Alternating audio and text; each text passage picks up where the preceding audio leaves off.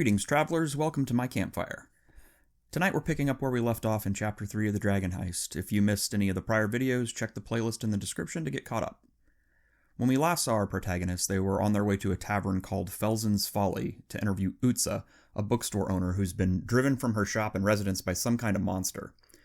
The party was put up to this challenge by Three Strings, their bard contact, who requested they deal with the situation in exchange for his help finding out who detonated a fireball outside their tavern.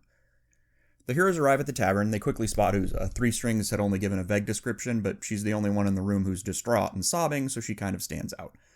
Between bouts of bawling and nose-blowing, the older woman manages to explain to the party that the creature terrorizing her business is some kind of floating eyeball. It sounds something like the monster the heroes fought in the Xanathar tunnels on their way to rescue Floon all the way back in Chapter 1. Utsa claims to have trapped the fiend in the upper stories of her shop, but she's desperate for someone to destroy it before it can eat her cat. With Utsa's key in hand, the team goes down the block to her store. True to her claim, the first floor seems to be undisturbed and in order. Quietly mounting the stairs, the foursome creeps from the landing into the upper chambers. Here are signs of a titanic struggle, furniture knocked over, books and scrolls littering the floor. Ren hears movement from a room down the hallway, and Grath takes point with his shield held high and axe at the ready. He leaps around the corner, prepared for battle, then screams in confusion and pain as the cat leaps from a high bookshelf into his face. Despite the fraught situation, the rest of the party can't help but laugh at the sudden turn of events, but just as their toughest warrior is distracted, the monster attacks, growling from the toothy maw below its central eyeball and waving its other eye stalks in all directions. One eye fixes on Ren and magically shoves the little gnome backward to the stairs. It's only because he's so short that he's saved from flying over the railing. Another of the monstrosity's eyes blasts a ray of frost at Alorna, who barely manages to dodge out of the way. But Sermula's unfazed and drives forward with her short sword, plunging it into the hideous beast's giant eye. The four eye stalks crowning its head drop like a wilting plant as the dying monster succumbs to gravity and thuds to the floorboards. After the party regroups, the other three convince Grath not to hunt down and slay the cat that scratched him viciously about the head and shoulders. They then return to Felsen's Folly to calm Utsa. The lady's grateful, if a bit histrionic, and upon learning of her cat's survival, rewards the party with a used spellbook. None of the heroes can make any use of it, so they pawn it for a tidy sum and apply the proceeds to their debts. Now there's nothing more to do but return to the yawning portal and await the return of Three Strings. Late in the evening, the bard finally enters the yawning portal and makes his way to the party's table, looking nonchalant. He pours himself a glass of wine from the bottle Alorna and Ren had been sharing, but then at last he delivers his report. According to witnesses a few blocks away from the troll skull, the gnome that was immolated near the hero's doorstep was being chased by a third man, likely the same brigand who was seen limping away from the explosion. If so, the witnesses' observations match the description of Erstal Floxen, a known operative of the Zentarum. Shortly after the fireball in the alley, a man of the same description was seen entering Gralhund Villa, the manor of a noble family in the Northward, and it's not too far away from the scene of the crime. Some neighbors reported this to the City Watch. Since the man was visibly wounded and armed, his appearance was suspicious, but when the watch officers inquired at Gralhund Villa, Lord Gralhund appeared and assured them that everything was fine. He didn't appear to be in duress, so the matter was dropped before noon. Sermula and Ren, both native Waterdavians and with calculating minds, immediately set to work trying to figure out how to gain entry to the villa. Sermula's first instinct is just to inform the watch, but since nobody has enough evidence to justify a search warrant, she knows there's nothing more the law can really do. Expecting they will need a diversion, Ren asks Three Strings if he happens to know where they might find Maxine, the bard's magical talking draft horse friend that the party met back in the second chapter. Three Strings gives a rough idea of the route her driver has been on lately, which fortunately isn't too far from Gralhund Villa. The gang heads in that direction, making an inconspicuous survey of the villa's outer walls on the way. A coach house is in the southeast corner of the property, and there's a large sliding door granting access from a side street. It's locked, but it still seems like their most likely point for infiltration. The heroes locate Maxine. By now the sun is set, and as the city's enchanted drift globes begin shedding their soft light over the streets, they hold a whispered conversation with the exceptional mayor. She agrees to help the fledgling Harpers and promises to barrel down the side street south of Gralhund Villa as soon as she can give her driver the slip when he goes indoors for a break. Assured of Maxine's cooperation for a distraction, the protagonists return to the villa. Normally the group would be worried about being spotted by patrols of the City Watch and discouraged from loitering around the residence of an important noble family, but with the gang fighting between the Xanathar and the Zents still plaguing the city, they take the chance that none will happen by while they wait for Maxine, and if anybody passes by, they either won't bother reporting such a minor nuisance, or the Watch won't prioritize it with everything else going on. The group waits in an alley across the street south of the villa. Sermula readies her lockpicks, and Ren casts a new spell he's been itching to try out, one that should temporarily improve the dwarf's precision and hand-eye coordination. At last, the sharp-eared gnome warns the team that he hears frantic hoofbeats and rattling coach wheels approaching from the east. The foursome moves across the street toward the sliding door of the villa's coach house, just as Maxine comes galloping down the street, her light cab bouncing crazily on the cobblestones with her madcap speed. Glowing drift globes are bumped aside or drawn along in her wake, and all eyes turn toward her as she lets loose a frantic whinny and continues down the street in the twilight. Sermula bends all her skills with her raw abilities enhanced by Ren's magic toward the lock, and in only a few seconds it opens with a heavy clunk. Grath pulls the door open a crack, and the party slips inside and closes the opening behind them before the pounding of Maxine's hooves has even died away in the west. Without hesitating, the group doffs the cheap capes and sacks they'd used to conceal their weapons and armor, breathing a bit easier in the close summer air. So far their infiltration seems to have gone unnoticed, or at least they haven't heard anyone raise an alarm. Horses munch and doze in their stalls in the coach house, seemingly unimpressed with either the commotion outside or the hero's unusual entry. Most of the remaining space is occupied by the Growlhan's opulent carriage, and Grath leads the group around it and toward a set of large double doors that should lead out into the villa's grounds. No sooner have they crossed the threshold into the manicured lawn than the party hears the snarling of savage guard dogs from around the corner of the coach house. Dead ahead is a small door leading into the back of the house, so Grath books in that direction, hoping the rest of his teammates will follow. Ren struggles to keep up with his shorter legs, but the party crashes through the door and bars it behind them before the dogs can close the gap. But the heroes are immediately horrified by the sight before them. To their left, through an open door into a large pantry, they spy two bodies lying in a pool of blood. The contortion of their limbs and faces makes clear that they died in great pain. What is going on here? Moving closer, Ren sees a young halfling man with his throat cut, and lying next to him an older human with a broad stab wound through his heart. Both are dressed as servants, though the older man is attired more formally, as one having regular contact with the noble family he serves. Ren closes the young halfling's staring eyes as the rest of the party moves up behind him, but at that moment the sounds of battle erupt from their right, coming muffled through a closed door leading farther into the house. Ren rushes toward the door as Grath shouts at the little cleric to wait. The impulsive gnome ignores the big warrior and moves through the door, emerging into a great hall. At the far end of the room, two brawny men in black leather armor, the unofficial uniform of the Zentarum gang operatives, stand at the main doors, having just dispatched two more Growland house guards that force their way inside. Just left of them, the unmistakable noises of an even larger combat echo down an opulent stairway leading upward to the noble's private chambers. Growland Villa hasn't merely been infiltrated, it's under attack.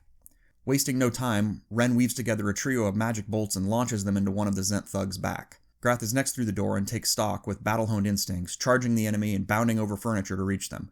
Sermula's only a few steps behind. Alorna, last through the door, conjures a ball of acid and hurls it at the Zentarum attackers, splashing them both with burning liquid. Caught totally by surprise, the two thugs turn just in time to face the clash with Grath and Sermula. The big human bashes into one with his shield, driving him against the wall. Sermula plunges her short sword into the other, finishing him for good.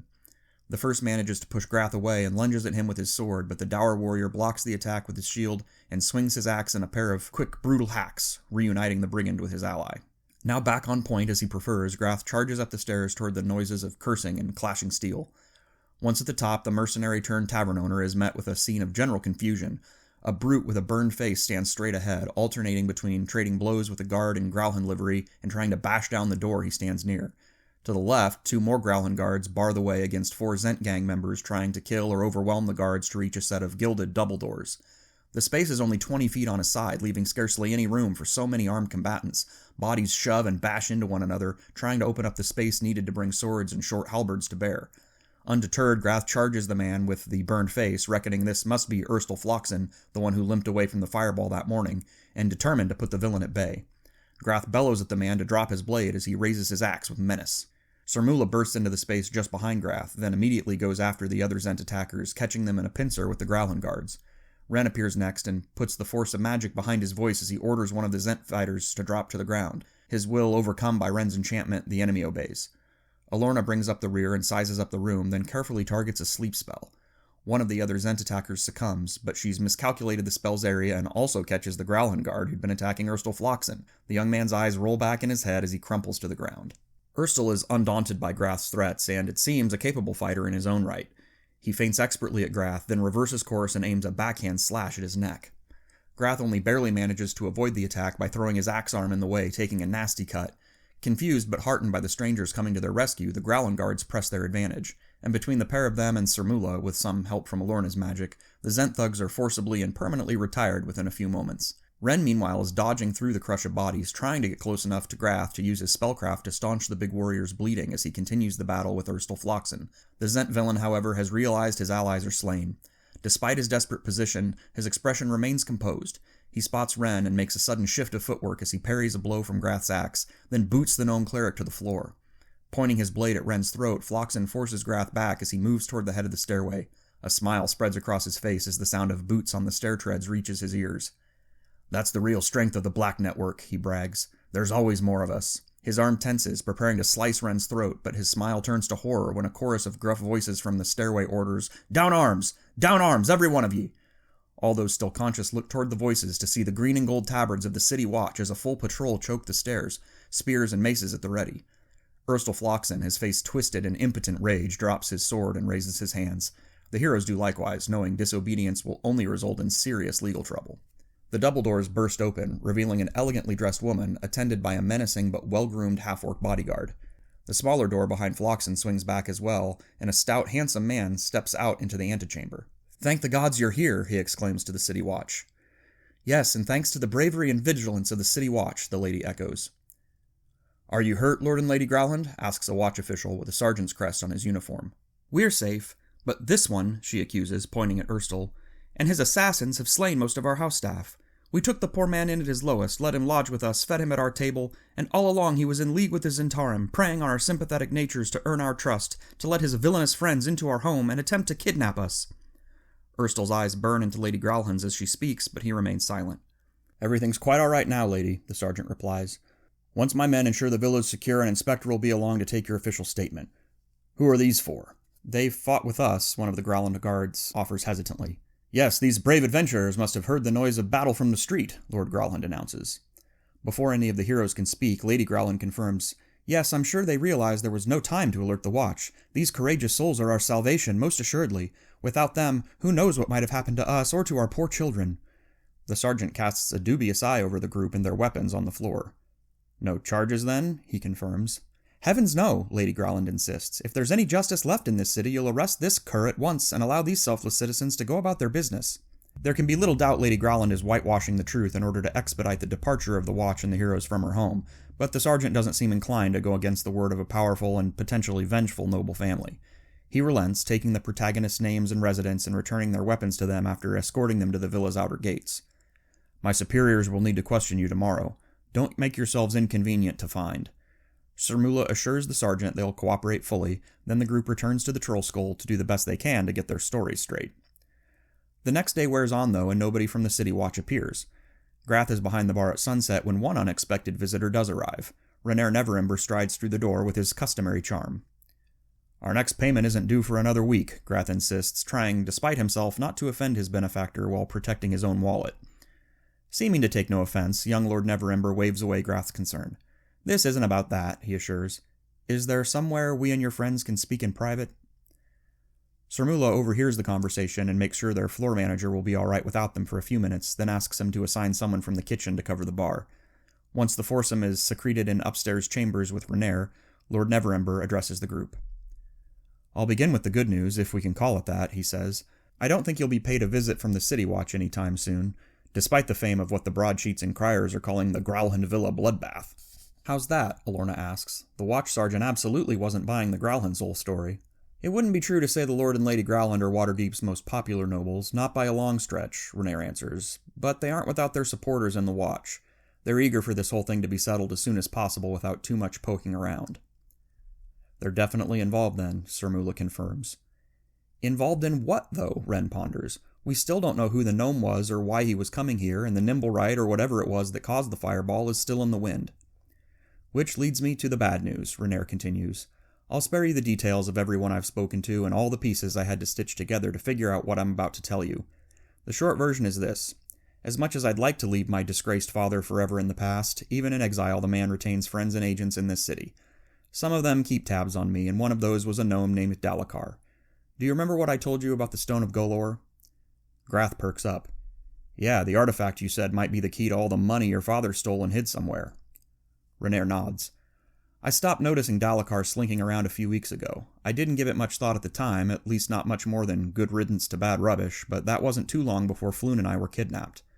Now I'm confident Dalakar had stolen the stone from the Xanathar, or maybe received it from the original thief. But something went wrong, and between that and my kidnapping he realized he had to go into hiding. I don't know what changed the night before last. Maybe enemies were closing in, or maybe he thought the coast had cleared but was spotted as soon as he came out of hiding. Either way, he meant to smuggle the stone out of the city but knew he couldn't do it without help. Between you rescuing me and then us working together, he probably thought at least one of you was also working for my father. Where's the stone now then? Sermula asks. Did Floxen manage to get it to the Growlhans, then they fought over it? Do they still have it? That's what I'm still trying to find out, Renaer explains, but the real danger for you is that whichever factions don't have it, they'll be forced to take steps to make sure you don't have it.